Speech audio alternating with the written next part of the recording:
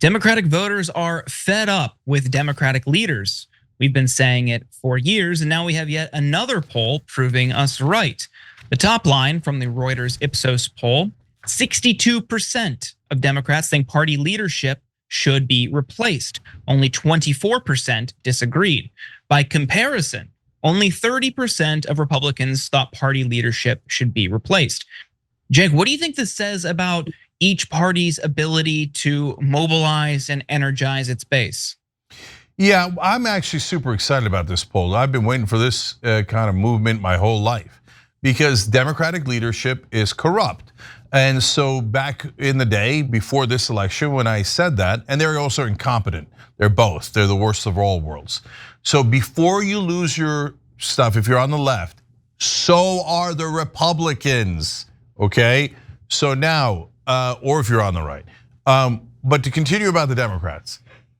So before when I would say it, they'd say, oh, no. Mitch McConnell is deeply evil. Cenk, did you know he took $1 billion from in donations throughout his career and doled it out to all the other crook Republicans and they just serve their corporate donors? Yeah, we talk about that on the show 24/7. We just did the last story on it, right? And I said, did you know Nancy Pelosi took $1 billion from corporate donors in the same way McConnell did and dispersed it among the Democrats, et cetera? And people would say, oh, how dare you? Mitch McConnell's Satan, but Nancy Pelosi is an angel. No, they're all crooks. They all take campaign money. Those are legalized bribes. And then they do exactly what those donors tell them to do. Mo Brooks, a Republican from Alabama, explained when he was running for Senate, in order to get a chairmanship of a committee, you have to have $1 million to disperse to the legislators in your party on that committee. And where do you get the $1 million? He said, Joe and Jane Doe don't have that kind of money, so you get it from the industry you're supposed to be regulating. But you don't regulate them. Instead, you do whatever they tell you to do, okay? And that's true of Republicans and Democrats. So, but the whole time they kept up this facade by saying, guys, we're geniuses. We do 4-dimensional chess. We do 8-dimensional chess. So even though it looks like we're getting our asses handed to us by Republicans, but we're secret geniuses and we know what we're doing. We're the only ones who know how to win. We're the only ones who can win. And I know we never do the policies we said we were gonna do, but hey, if you hang in there for another 200 years, we will incrementally eventually get to them. No, their donors paid them not to do those policies. And did they know what they were doing politically, strategically? The 8-dimensional chess players? No. They got destroyed by Donald Trump, who I would be surprised could clear 70 in IQ points. And they got humiliated by him twice. They said, you better not vote for Bernie. He can't win. The only one who can win is Hillary Clinton. Joe Biden is young and dynamic. He's the best Democrat to go against Trump again. Kamala Harris ran a perfect campaign. And now we all know you're full of crap. You don't know anything. And part of the reason why they never fight for you is because they're too busy fighting for their donors. So the fact that they are deeply unpopular is a wonderful thing. Not because I'm against Democrats, but because Democrats need way better leadership who actually fights for their voters. And other than Bernie Sanders and the people who support him, I've never seen that in the Democratic Party. They couldn't care less about their voters. And you could tell, Sharon, one more thing. Whenever a Democrat gets into office, they go, well, I could do this, but you really have, I'll do it if you guys push me to do it. First of all, that's not true. The minute you start pushing them to do it, they all take your head off. Oh, you're a traitor. You're trying to help Trump, right? And them and all the corrupt cronies on mainstream media. So, but even if that were true, what a weird thing to say. Oh, well, I got elected by telling you I'm gonna do all these things, but the minute I get in, I'm gonna tell you I'm not going to do any of them unless you push me really hard to do them. Why do I have to push you? I pushed you by voting for you, and then you're supposed to do your part where you actually do it. But they never, ever do it, and then they turn around and go, oh my God, I can't believe we lost. Yeah, you lost because you lied and you served your donors instead. So the fact that they're deeply unpopular with their own voters is a blessing. Finally, thank God. Open up your eyes, vote for people who are actually going to fight for you within the Democratic Party.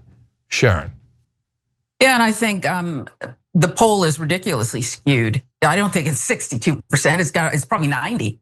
It's probably 90% who have this faceless, nameless, lacking integrity party that they don't understand, don't want to have a beer with. I mean, it's literally time to burn the house down, maybe leave the garage up. Bernie and AOC can at least have, that section of the home. But there's no enthusiasm. They think you're dumb.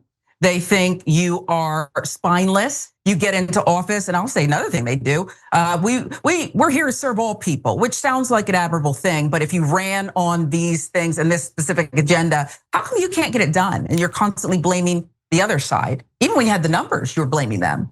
So I think that this is a hopeful situation to see if something can spark change, real change with both parties. Well, let's take a look at what else they found in this poll. The poll found a gap between what voters say they care about and what they think the party's leaders prioritize. It was particularly wide on the issue of reducing corporate spending in political campaigns, where 73% of Democrats said they viewed putting limits on contributions to political groups like super PACs a priority, but only 58% believe the leaders prioritize that. 86% of Democrats said changing the federal tax code so wealthy Americans and large corporations pay more in taxes should be a priority. More than the 72% of those surveyed think party leaders make it a top concern. What really stands out in all of these results is this disparity between what people say their priorities are and what they think the Democratic Party's priorities are. And you can see that here. And there's a bigger, much wider disconnect between what younger voters, 18 through 39, how they feel, what they prioritize, and what they think the party prioritizes. Take, for instance, universal health care. For Democrats, ages 18 to 39, 81% say it's a priority for them, while only 66% thinks it's a priority for the party.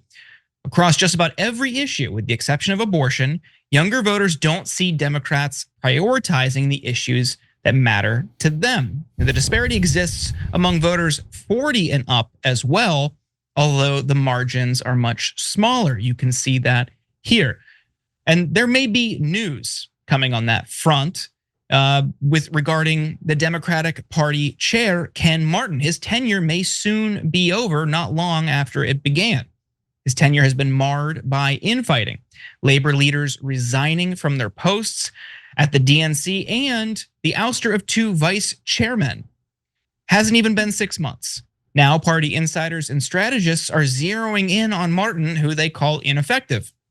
The DNC is weaker than I have ever seen it. They have shown zero ability to chart a post-24 vision for Democrats, said a Democratic strategist with close ties to labor unions who was granted anonymity to speak freely. The longtime leaders of the teachers and state and local employee unions couldn't in good faith continue to rubber stamp what was going on with the DNC, the strategist said. Other Democrats cited what they described as Martin's ham-handed approach to the DNC's influential Rules and Bylaws Committee, which is charged with setting the 2028 presidential primary calendar. Martin purged members of the panel, including Weingarten and Saunders, who had supported Martin's top opponent in the February election for DNC chair. Of the 15 Democrats he took off the panel, 13 of them hadn't voted for Martin, according to an internal record obtained by Politico. Martin only reappointed 4 individuals for the panel who didn't back him in the chair election, according to the documents. Those supporting Martin say his changes reflect a shift of power away from Washington and more toward state and local party officials. Time will tell whether the DNC walls close in on Martin, but in leaked audio published by Politico earlier this month, Martin told DNC officials, quote, "I don't know if I want to do this anymore." So Cenk, what do you think about some of these issue-based polls and the disparity between the party priorities and the voters, but also whether or not Ken Martin is fit to even lead the party right now? So I'm going to get back to Ken Martin in a second, but first on the leadership. Do they actually want to do things like universal health care, which 81% of Democrats want, as you just explained?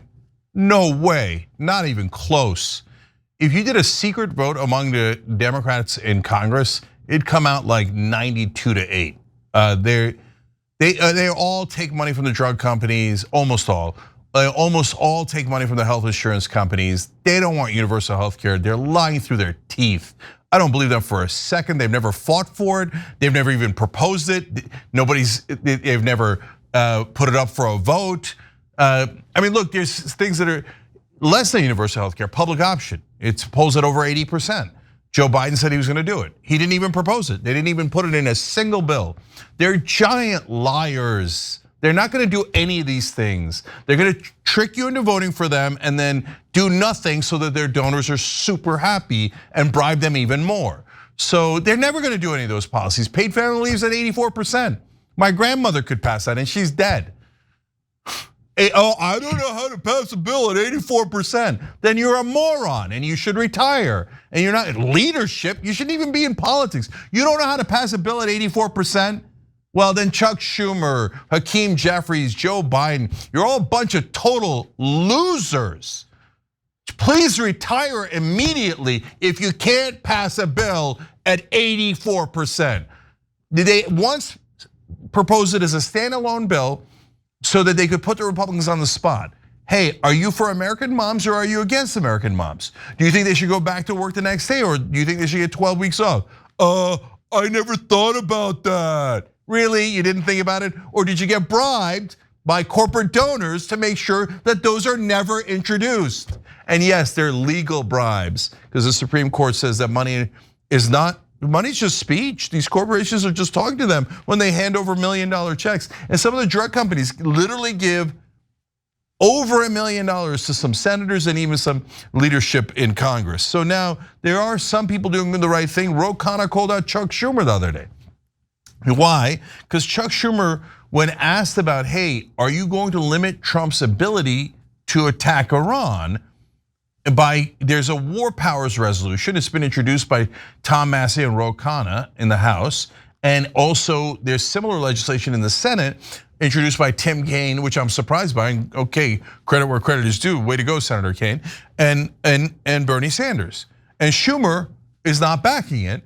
And then when asked about it, he said, well, I believe Congress and Senate Democrats, if necessary, will not hesitate to exercise our authority.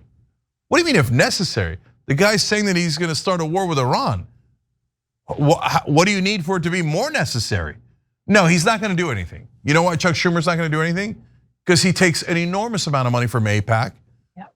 And so he's gonna serve AIPAC and Israel. He's not gonna do anything to stop Trump. The overwhelming majority of Democrats want him to fight back against Trump, and especially on this war, but Chuck Schumer won't do it because he doesn't work for you. He works for the donor class. So in terms of Ken Martin, he's a more complicated guy. He has a career of being a progressive and helped to pass good progressive legislation in Minnesota. And they went after David Hogg. They had some real reasons and some bad reasons. But my assessment of that situation was right after David Hogg leaves, and of course he's left, they'll go after Ken Martin. And so to answer your question more specifically, Jordan, I'm gonna stay on the side of Ken Martin in this fight. Why? Because of all the people attacking him, one gave his name and said it on the record. It was Rahm Emanuel.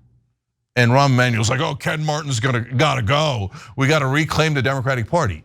Yeah, for corporate goons like Rahm Emanuel. So no, I'd rather take Ken Martin than Rahm Emanuel or anyone he supports 1 billion times over. Martin's gonna go though, because this power struggle, the minute you start talking about directing power away from Washington into the states, he's got to go. And once Rahm, who is unapologetically a bully and all the things that you said, Cenk, says he needs to go, he's gonna lead them out of there. He wants to seize control back, and this floundering party won't be happy until they get rid of all and anything progressive and not even worry about fighting Trump. Let him take care of himself, let him burn himself out. That's not really their goal, as you put it, and I agree. They don't work for everyday grassroots people. And yes, David Hogg was a shield, a last line of defense for Martin, and now he's gone. Yeah, they do this to us every time. But Jordan, what do you think? On that front, I mean, I'm not so concerned with Rahm Emanuel criticizing Ken Martin. I'm not surprised he is. I think it's for different reasons why I or others might criticize Ken Martin. David Hogg, what he proposed was supporting outside primary challengers. And for that reason, he drew the ire of Martin. And that isn't, Martin specifically didn't push him out, but Martin wasn't happy with that plan. He was ousted by other members of the DNC because somebody challenged the election results and the procedures. It was ticky-tack. But I don't think that Martin is well equipped to manage this party right now.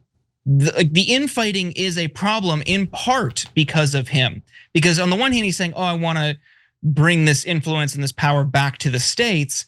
You're going to draw the ire of establishment folks.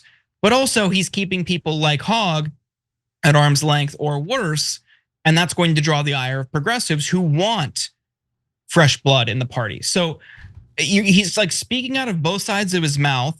He's trying to appease everybody. In the end, he's appeasing nobody. It's just ineffectual. And I think that was the through line with much of the criticism. He isn't handling this internal fighting well. He has fractured an already broken and feeble party. And now people think he's weak and whiny and they're tired of him. I mean, he said it himself. I don't know if I can do this anymore. Then leave, man.